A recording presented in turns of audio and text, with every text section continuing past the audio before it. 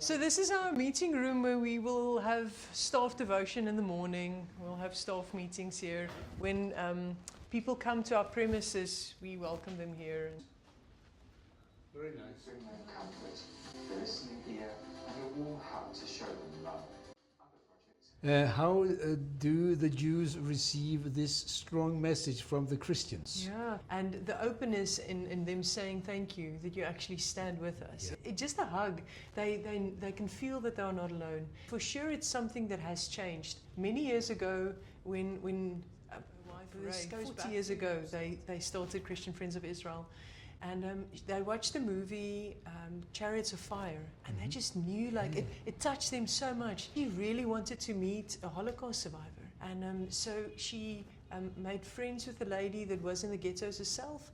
And she said, but introduce me to the Holocaust survivors. And this lady just said, there's no way, like, you're not. So where initially it was like they're completely closed. If you're a Christian, they're completely against you. Whereas now we walk into houses and they respond either when you enter or when you leave saying, I love you. Hearing the words, I love you, as a Christian from a Jew was completely unheard of. And it's something that you just experience so much now.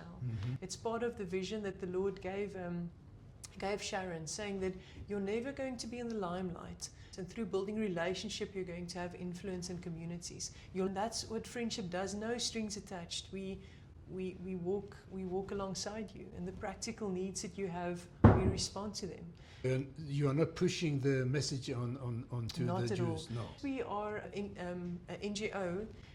So there are various NGOs in Israel. So we, Christian Friends of Israel, are one, and Bridges for Peace, and the ICEJ, the International Christian Embassy, Jerusalem. We are the only one registered in Israel. Bridges for Peace and the ICEJ are all registered in America. I mean, we're not allowed to missionize or evangelize or anything, and we totally respect that. Well, they're thankful for what you do, but they're suspicious, like somewhere you're going to turn on me. And if you look at the history of how the church saddens our hearts about how our Christians have been representing Christ, but it's the way that it's been done it's not okay. So we do not missionize or evangelize at all. If they ask questions, of course we will share. But there's two different legs of CFI. And the one is the education part. So we actually have this magazine for Zion's sake. It's the one side, like educating the church about us needing to stand with Israel and how that looks like. And then the other leg are the projects. Our help towards the Jewish people is not conditional. It's not a prerequisite for you to be helped by us. What do you recognize as the biggest need in the Jewish people? I think there's always, of course, physical needs that people have, and we respond to a lot of the physical needs. But I think we underestimate the effect of the presence that we carry, especially after some terror attacks. There was a family that lost family members in a terror attack, and then one of our team members got in contact with her. She gave her a hug, and the effect of that hug was, this lady was saying that the grief that she's experienced left her completely. It's great, like, we're so thankful for finances that are given. We need that, but people need you to physically sit with them, be with them, listen to their stories. So I feel like a big need is having somebody physically with you. And then who are giving you the financial means. You only said 23 different countries. So it's Christians from all over the world that give finances. I mean, sometimes you get donations of $5, and sometimes it's bigger. So it is Christians from all over the world that are here. Because I realize many people want to be in Israel, but it's not physically possible for everybody to be here. But everybody that contributes is actually just as much part of what is being reached. So we go to people's houses, but many times people will come here as well. Ukraine. Really? Also, the staff that we have is from all over as well. So with Open Gates is one of our projects, and it's for new immigrants that come, and many of the new immigrants are from Russia. So then it helps having Russian speakers. We actually have Russian speakers from Finland and from the Ukraine and from. So as you see around here, there's a lot of kitchen utensils and household goods. When they, with open gates, when new immigrants come, we give them an opportunity to choose the things that they need. To help them get settled and get on their feet, because many come here and they don't have anything, so it really helps them to get on their feet. Do you have a number of how many immigrants you are helping? So last year they had about 900 that they helped, 900. and this year up until now they've had about 400 or 500. After the first time you get in contact with them, you are following up? Yeah, so, I mean, sometimes they do. There are sometimes some of them that do come back for a follow-up. It's more initial contact is something that is done more. Yeah. But they're all from all over Israel. So for some of them, it's far for them to travel here. It's all good. We also give it Tanakh in different languages. It seems like most of them, they don't know about why they're here, how they came here. They know the really history about Jewish. And Lila, she always just sit them here and just give them coffee or tea and just telling them why they're here. Yeah, some of them don't even know who Abram is. One of our other projects, and which specifically focuses on the soldiers or the lone soldiers. They don't have family here, but they come and volunteer. Yes. They get certain things like clothing and boots, and we help with backpacks, protein bars, underwear, like some practical things that they need. Because as you know, the expenses that Israel has for the army is really a lot. I mean, I don't know if you were aware, but for every Iron Dome missile that is shot, it costs like $50,000. They really rely on help. But one of our projects, First Fruit, focuses specifically. Do you know Derek Prince? Was a very good friend of the ministry. Him and Lance. So we actually provide a lot of Derek Prince material. Hi, I'm Victoria from Germany. And I'm working in Streams of Blessing and Forsake Them Not.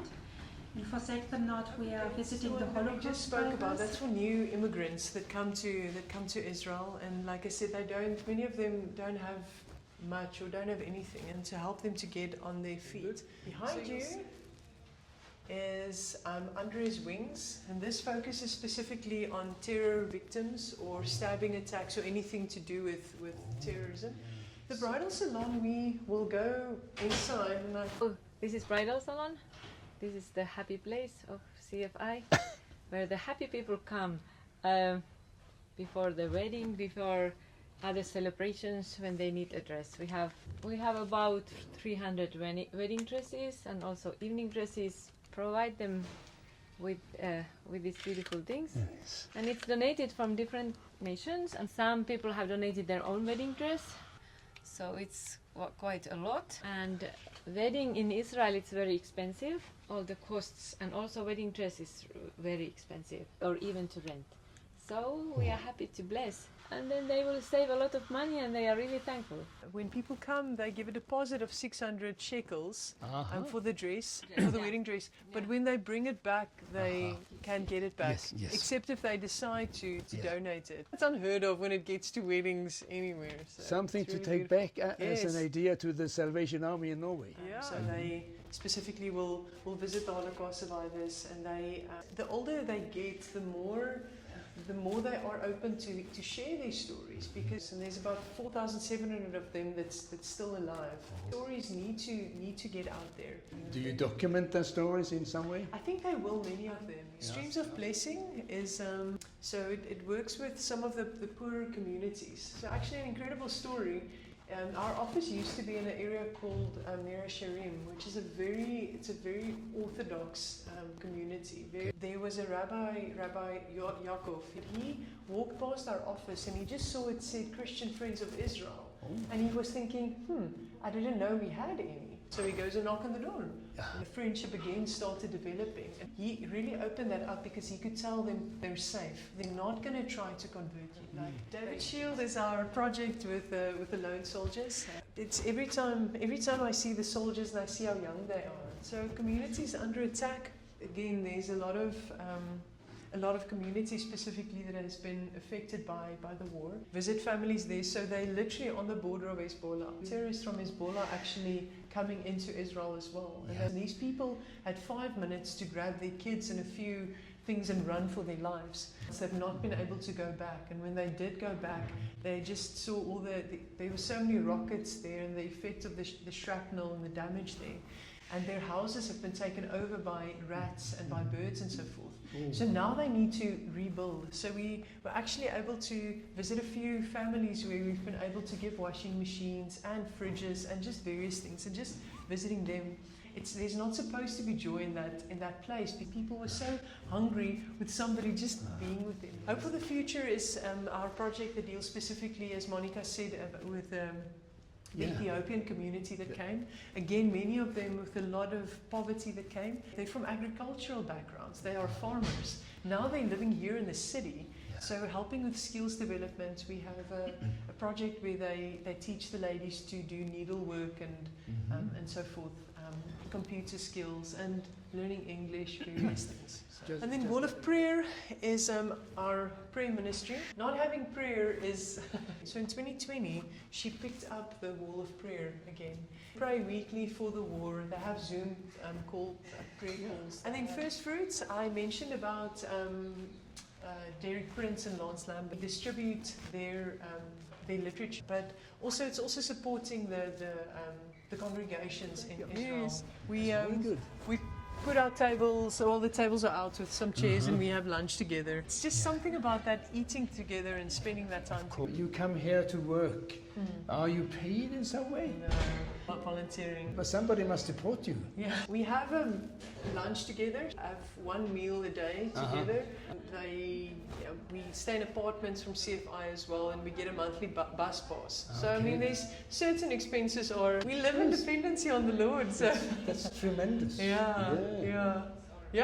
Okay. So that's pretty much it.